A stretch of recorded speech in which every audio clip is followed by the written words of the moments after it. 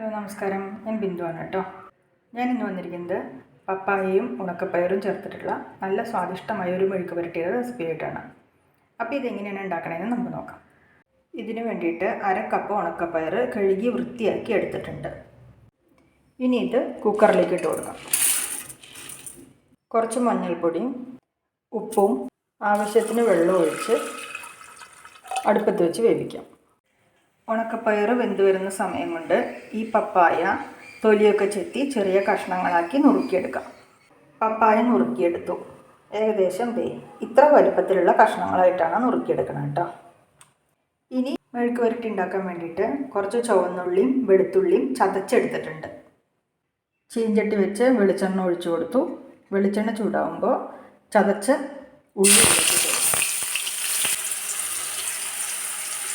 കുറച്ച് കറിവേപ്പില ഇട്ട് കൊടുക്കാം.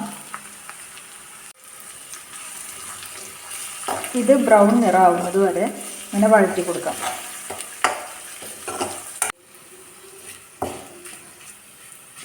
വെളുത്തുള്ളിയും ചുവന്നുള്ളിയൊക്കെ ഒരു ബ്രൗൺ കളറായി. ഇനി ഇതിലേക്ക് മുളക് പൊടി 2 സ്പൂൺ മുളക് പൊടി ചേർത്ത് കൊടുക്കാം.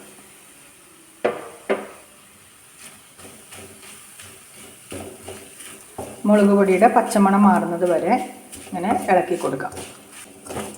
മുളക് പൊടിക്ക് പകരം വേണമെങ്കിൽ ചതച്ച മുളക് ചേർത്ത് കൊടുക്കാം കേട്ടോ. ചില്ലി ഫ്ലേക്സ് ചേർത്തിട്ടും നമുക്കിതുപോലെ തന്നെ മെഴുക്ക് പുരട്ടി ഉണ്ടാക്കാം.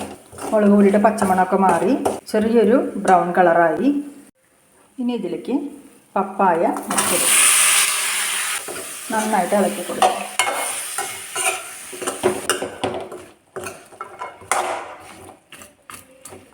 പപ്പായ വേവാൻ ആവശ്യമുള്ള ഉപ്പ്, കുറച്ച് മഞ്ഞൾപ്പൊടി. നമ്മൾ ഉണക്കപ്പയർ വേവിക്കുമ്പോൾ ഉപ്പും മഞ്ഞൾപ്പൊടിയൊക്കെ ചേർത്തിട്ടുണ്ട്. അതുകൊണ്ട് പപ്പായയ്ക്ക് ആവശ്യമുള്ള അത്രയും ഉപ്പും മഞ്ഞൾപ്പൊടിയും മാത്രം ഇപ്പം ചേർത്ത് കൊടുത്താൽ മതി കേട്ടോ. ഇത് നന്നായിട്ടൊന്ന് ഇളക്കിയിട്ട് കൊടുത്തിട്ട് അടച്ചു വയ്ക്കാം. ഇതിൽ വെള്ളം ഇട്ട് ഒഴിക്കണ്ട, വെള്ളം ഒഴിക്കാതെ അടച്ചു വെച്ച് വേവിക്കാം.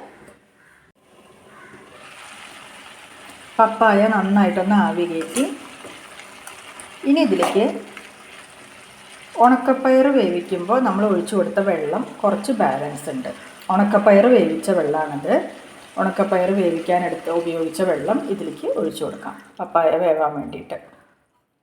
ഈ വെള്ളത്തിൽ കിടന്നിട്ട് ഈ പപ്പായ വെന്തോളും. ഇതിനു വേണ്ടി നമ്മൾ വേറെ വെള്ളം ഒഴിച്ചു കൊടുക്കണ്ട കേട്ടോ. ഇനി സ്റ്റൗ മീഡിയത്തിലിട്ടിട്ട് ഇത് അടച്ചു വെച്ച് വേവിക്കും. ഇത് ഇടയ്ക്കിടയ്ക്ക് തുറന്ന് ഇളക്കി കൊടുക്കണം. പപ്പായ ഏകദേശം 1/4 ഭാഗം വെന്തു വന്നു കേട്ടോ. ഇനി ഇതിലേക്ക് വേവിച്ച് വെച്ച ഉണക്കപ്പയർ ചേർത്ത് നന്നായിട്ട് മിക്സ് ചെയ്യാം.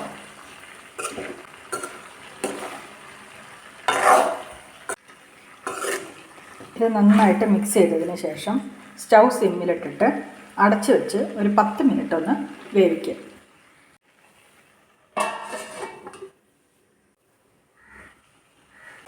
അങ്ങനെ പപ്പായയും ഉണക്കപ്പയറും ചേർത്തിട്ടുള്ള മെഴുക്ക് പുരട്ടി റെഡി ആയിട്ടുണ്ട്. ഇനി സ്റ്റൗ ഓഫ് ചെയ്യാം. ഒരു 10 മിനിറ്റ് ഇത് അടച്ചു വെച്ചതിന് ശേഷം സെർവ് ചെയ്യാം. പപ്പായ കൊണ്ട് ഇതുപോലൊരു മെഴുക്ക് പുരട്ടി ഇതുവരെ ഉണ്ടാക്കി നോക്കിയിട്ടില്ലാത്തവർ ഇതൊന്ന് ട്രൈ ചെയ്ത് നോക്കൂ കേട്ടോ. നല്ല ടേസ്റ്റാണ്, ഉണ്ടാക്കാൻ വളരെ എളുപ്പമാണ്. പിന്നെ നമ്മുടെ പറമ്പിലൊക്കെ പപ്പായ സുലഭമായിട്ട് കിട്ടുന്ന ഒരു സാധനം കൂടിയാണല്ലോ. അപ്പോൾ എന്തായാലും ഇതൊന്ന് ട്രൈ ചെയ്ത് നോക്കൂ. അപ്പോൾ എൻ്റെ വീഡിയോ ഇഷ്ടമായി എന്നുണ്ടെങ്കിൽ ലൈക്ക് ചെയ്യുക, ഷെയർ ചെയ്യുക, കമൻറ്റ് ചെയ്യുക. പിന്നെ എൻ്റെ ചാനൽ സബ്സ്ക്രൈബ് ചെയ്യാൻ മറക്കല്ലേ. ബെൽ ബട്ടൺ കൂടി ഒന്ന് പ്രസ് ചെയ്യണം കേട്ടോ. അപ്പോൾ അടുത്ത വീഡിയോയിൽ കാണുന്നത് വരെ എല്ലാവർക്കും നന്ദി, നമസ്കാരം.